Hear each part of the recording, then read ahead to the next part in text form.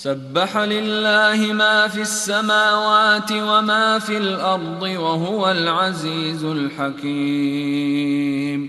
يا أيها الذين آمنوا لم تقولون ما لا تفعلون؟ كبر مقتا عند الله أن تقولوا ما لا تفعلون. إن الله يحب الذين يقاتلون في سبيله صفا كأنهم بنيان مرصوص.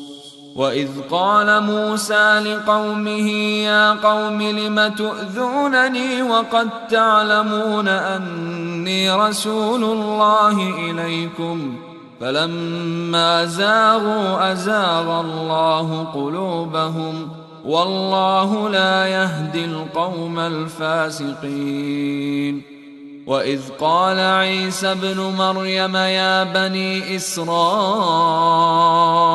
إني رسول الله إليكم مصدقا لما بين يدي من التوراة ومبشرا برسول يأتي من بعد اسمه أحمد. فلما جاءهم بالبينات قالوا هذا سحر مبين.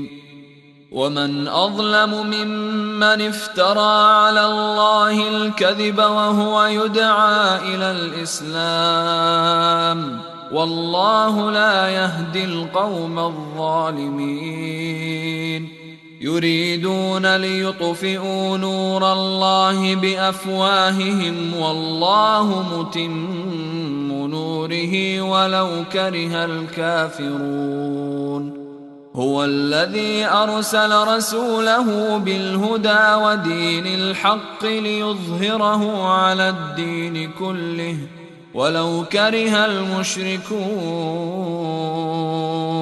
يا أيها الذين آمنوا هل أدلكم على تجارة تنجيكم من عذاب أليم؟ تؤمنون بالله ورسوله وتجاهدون في سبيل الله بأموالكم وأنفسكم ذلكم خير لكم إن كنتم تعلمون. يغفر لكم ذنوبكم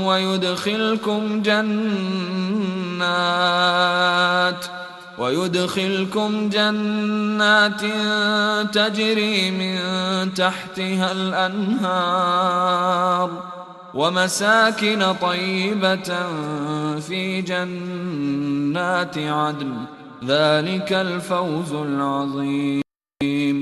وأخرى تحبونها نصر من الله وفتح قريب وبشر المؤمنين.